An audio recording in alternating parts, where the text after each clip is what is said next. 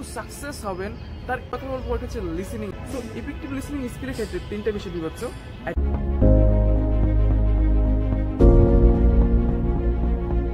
আপনি আপনার লাইফে কতটুকু সাকসেস হবেন তার 85% ডিপেন্ড করে আপনার কমিউনিকেশন স্কিলের উপর। দ্যাট মিনস যে ব্যক্তির কমিউনিকেশন স্কিল যত বেশি হাই, ওই ব্যক্তির সাকসেস রেশিও ঠিক ততটাই হাই, এবং ওই ব্যক্তি খুব আর্লি সাকসেস হওয়ার পসিবিলিটি রাখে। সো আমরা বুঝতেই পারছি communication skill is very very important for everyone, and everyone must have learn communication skill. And so আজকে আমি কমিউনিকেশন স্কিলের খুবই ইম্পর্টেন্ট একটি টপিক নিয়ে কথা বলবো, ওটা হচ্ছে লিসেনিং স্কিল। কমিউনিকেশন স্কিল যতটা বেশি গুরুত্বপূর্ণ, ঠিক সেমভাবে গুরুত্বপূর্ণ হলো লিসেনিং স্কিল। সো আজকে আমি শেয়ার করবো কীভাবে আপনি তার লিসেনিং স্কিলটাকে আরেকটু বেশি ইফেক্টিভ করতে পারেন। সো আজকে আমাদের আলোচ্য বিষয় হলো ইফেক্টিভ লিসেনিং স্কিল। তো প্রথমে জেনে নেওয়া যাক why need to learn effective listening skill আর ওয়াই ইজ ইট ইম্পর্টেন্ট।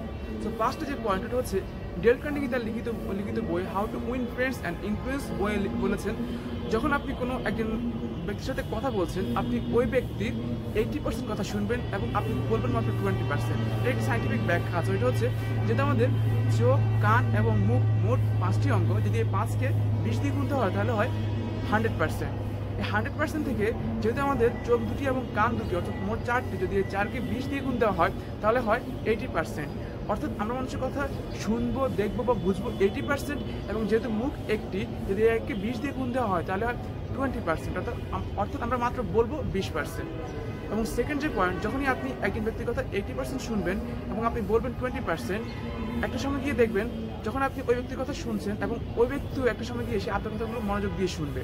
এবং থার্ড যে পয়েন্ট, ওইটা হচ্ছে আমরা প্রত্যেকে জানি আমাদের বেসিক নিড হলো 5টি: খাদ্য, বস্ত্র, বাসস্থান, শিক্ষা ও চিকিৎসা।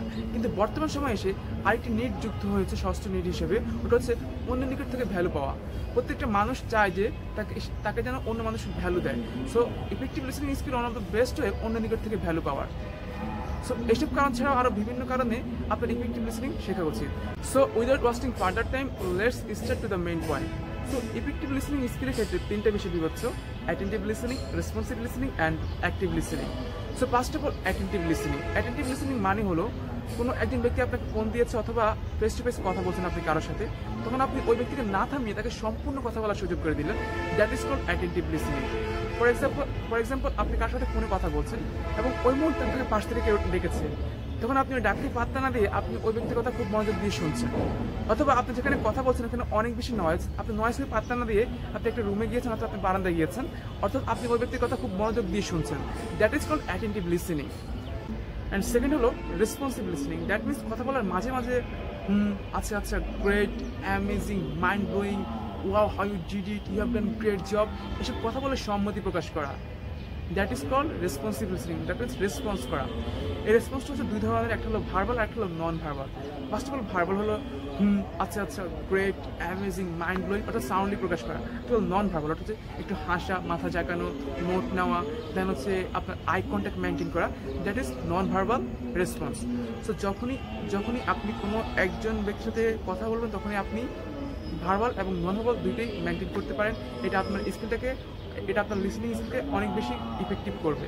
So that's all about responsive listening. And third হলো অ্যাক্টিভ লিসেনিং। অ্যাক্টিভ লিসেনিং মানে হলো parrot back, simply parrot back, অর্থাৎ তোতা পাখির মতো কথাগুলোকে ব্যাক করা। অর্থাৎ ব্যক্তি যেসব কথাগুলো বলেছে ওই কথাগুলোকে সামারি আকারে বলে দেওয়া। দেখবেন যে ট্রেনিং শেষে ট্রেনাররা তাদের ওই আলোচ্য বিষয়গুলোকে সামারি আকারে বলে। এখন আপনার প্রশ্ন হতে পারে যে যদি আমি সামারি আকারে বলতে না পারি বা যদি ওইরকম টপিক না হয়, এক্ষেত্রে আপনি কী করবেন? এক্ষেত্রে আপনি ঠিক ওই ব্যক্তির কথাগুলোকেই আপনি বলতে পারেন যে ওয়াও, আপনার এই কথাটা আমার খুবই ভালো লেগেছে, আপনি এই কথাটি খুবই চমৎকার বলেছেন এবং যুক্তিসঙ্গত বলেছেন। অর্থাৎ তার কথা তাকে আবার ব্যাক করে দেওয়া। So that is active listening. And that's all about effective listening skill. এটা হচ্ছে আপনি একজন ব্যক্তির কথা খুব মনোযোগ দিয়ে শুনবেন, রেসপন্স করবেন লাইক আচ্ছা আচ্ছা, গ্রেট, একটু হাসবেন, দেন হচ্ছে যে আপনি ওই ব্যক্তির কথাগুলো সামারি আকারে তাকে বলে দিবেন। So that's all about effective listening skill.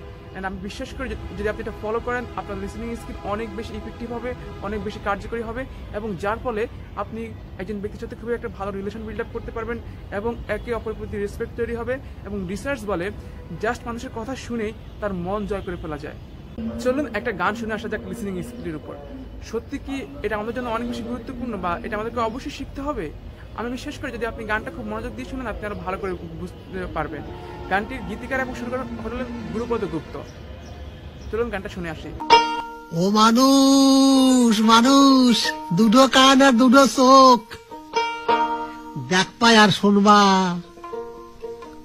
কিন্তু একটা মুখ তো একটু কথা কম কবা। তোমার মেলা ঝামেলা কমে যাবে, মোটা চুপ করে থাকবা, কিন্তু একটা মুখ তো কথা কম কবা। ও মানুষ মানুষ, দুটো কান আর দুটো চোখ, দেখ পায় আর শুনবা, একটা মুখ তো কথা কম কবা।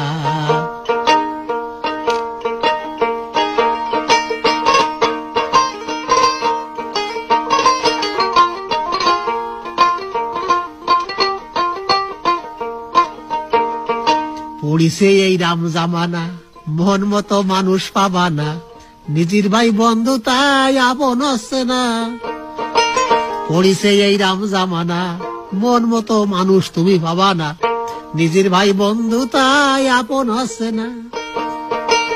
আসবে সব আপন হয়ে, তোমার তা যাবে নিয়ে, আমি এই সব দিয়ে টেয়ে হয়ে গেছি আর বোবা, কিন্তু একটা মুখ তো কথা কম কবা।